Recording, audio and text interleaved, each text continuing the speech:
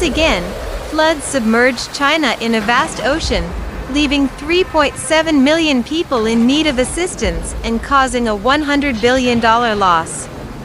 Consecutive floods in the northeast region have affected Beijing and the nearby areas from late July to early August. The floods that started upstream and flowed into the Hai River in northern China are still present as of right now.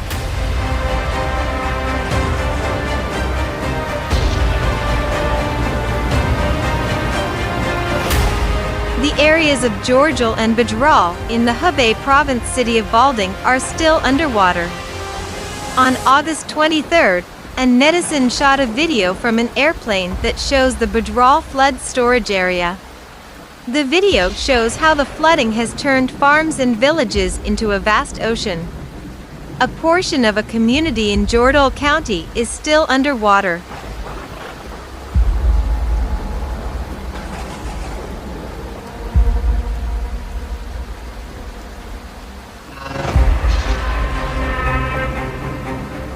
On August 21st, a netizen posted a video that showed ongoing attempts to remove silt from the village.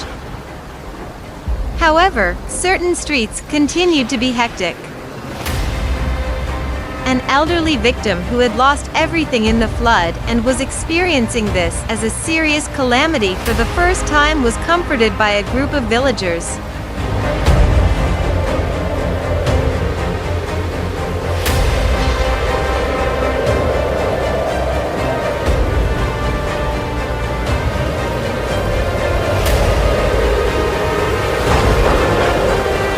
On August 21st, a fresh downpour of rain began while the impacted villages were still dealing with the effects of the earlier floods.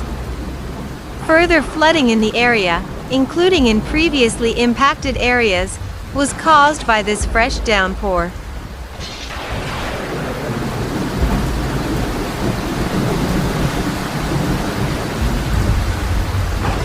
Another round of floods hit Jordole, which had been designated as a flood discharge area to safeguard Beijing and Shannon, further compromising already damaged homes and turning streets into rivers.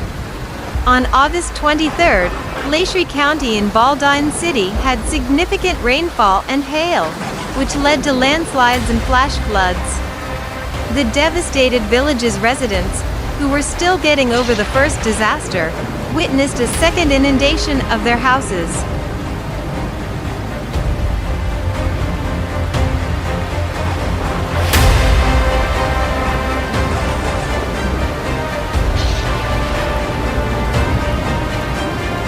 Many people in Hebei and the adjacent areas have experienced extreme hardship as a result of the huge floods in early August, which were partially brought on by state flood discharge measures. These problems have not been satisfactorily handled, despite assurances of financial assistance and resettlement.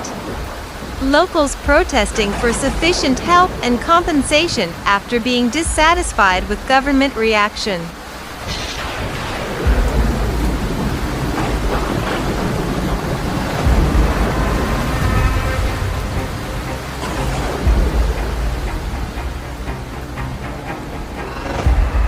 Despite the continued difficulties, the government's crisis management strategy has come under fire.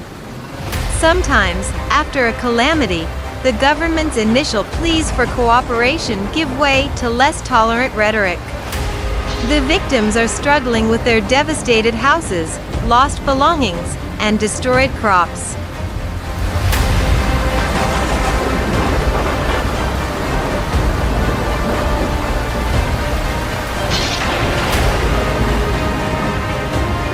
Although some financial assistance has been provided, questions remain over the compensation's sufficiency and the review process's openness.